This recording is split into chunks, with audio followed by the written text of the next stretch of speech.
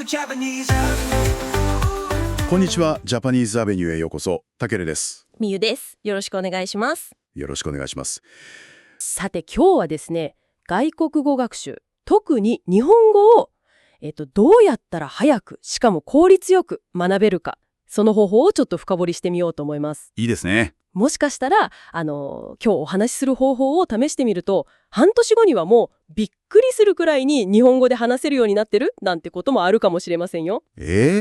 そうなんです。実は専門的な、例えば通訳者の訓練機関なんかでも使われているような短期間でぐっと成果を出す学習アプローチっていうのがあって、その中から普段の私たちの学習にも応用できるヒントがたくさん見つかりそうなんですよね。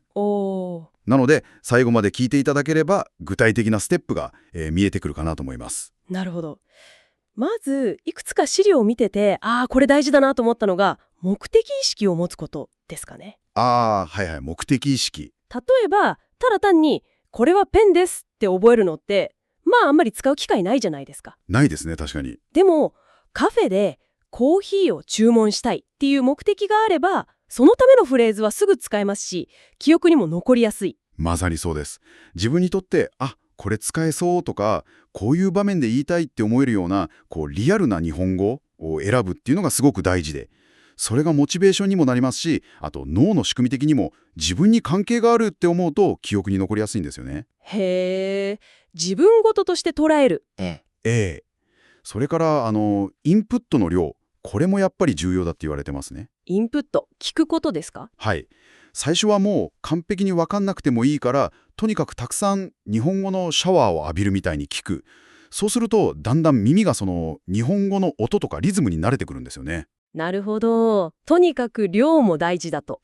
ただそのインプットしたものをちゃんと自分のものにしていくっていうそのプロセスも同じぐらい重要で、ある資料なんかだと新しい知識が自分がもともと持ってる知識とうまく結びついた時に脳って一番効率よく記憶するらしいんです。へー、関連付けですか？そうなんです。だから目的、例えばカフェで注文するに関連したインプットをして、でそれを実際に使ってみるっていうアウトプット、このサイクルを回すのが鍵ってことですね。なるほど。インプットとアウトプットの連携プレイみたいな感じですね。じゃあ具体的にはどんな感じで進めていけばいいんでしょう？ステップみたいなものはありますか？はい、あります。ある動画で紹介されていたステップが分かりやすかったんですが、まずステップ1は準備なしでとりあえず話してみる。いきなりですか？間違えそうですけど。そこがいいんです。間違いを恐れないで、今の自分の力だけで何かテーマを決めて話してみる。そうすると、こういう時何て言えばいいんだろうとか、この単語知らないなとか、自分の足りない部分がはっきり見えてくるんですよ。なるほど。現状把握ですね。それが分かれば、ステップ2のインプットで材料集めに進めます。さっき話してた足りない部分を補うためのインプットですね。関連する記事とか動画とかで使いそうな表現を探すと。そうです、そうです。そして、ステップ3が真似をする。真似？はい。これは別の資料でも言われてたんですけど、ネイティブスピーカーの発音とか、イントネーションなんか、その話し方のリズムとか声のトーンまで、そっくりそのままコピーしてみるんです。へー、声のトーンまで。これが結構効果があるみたいで。面白いですね。で、ステップ4は？ステップ4で、その集めて真似して練習した表現を実際に使ってもう一回同じテーマで話してみると。なるほど。学んだことをすぐ使うんですね。そうなんです。で、この時、文を丸ごと覚えようとするんじゃなくて、いくつかの単語の塊、チャンクって言いますけど、それで覚えるのがコツらしいです。チャンクですか？例えば、カフェで注文するなら、コーヒーを一つください、みたいな。そういう塊で覚えると、他の場面でも応用しやすいんですよね。紅茶を一つくださいとか。なるほど。応用が効くと。そして最後のステップ5。これが一番大事かもしれないんですけど、毎日続けること。やっぱりそこに行き着きますか。もう1日に10分でもいいから、とにかく毎日何かしらの形で日本語に触れる習慣をつける。この毎日の積み重ねが、半年後に本当に大きな違いを生む力になるってことですね。毎日10分でも。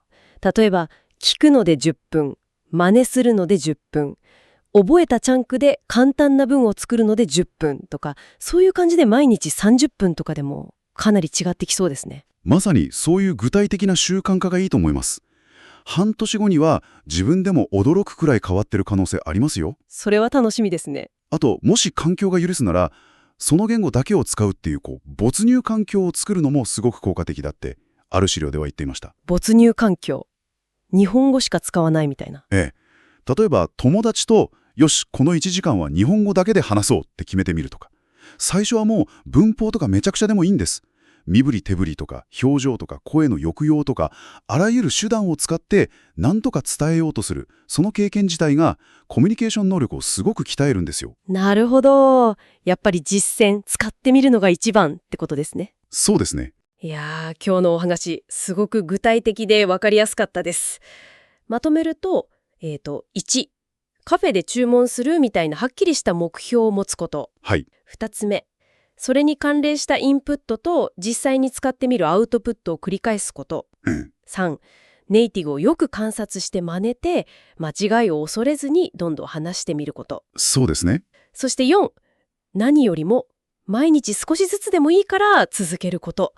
これが短期間で上達するための秘訣と言えそうですね。はい。まさにその通りだと思います。で、今日の中で特に日本語を学んでいる方に覚えておいてほしいなという表現がいくつかありました。あ、何でしょまず一つは、真似をするですね。う。真似をする。ステップ3に出てきましたね。ええ。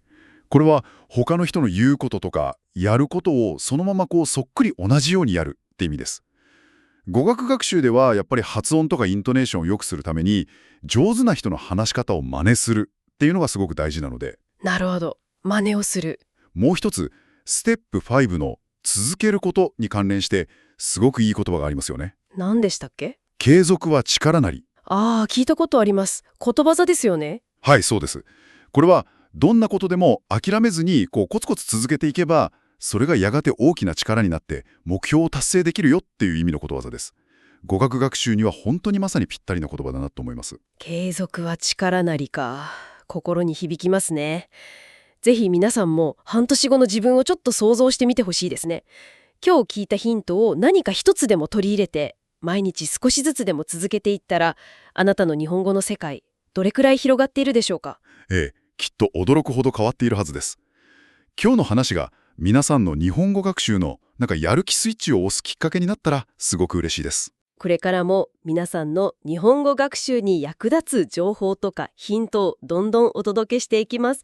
ぜひチャンネル登録といいね、それから新しいエピソードを見逃さないための通知設定もよろしくお願いします。それではまた次回お会いしましょう。さようなら。Welcome to Japanese.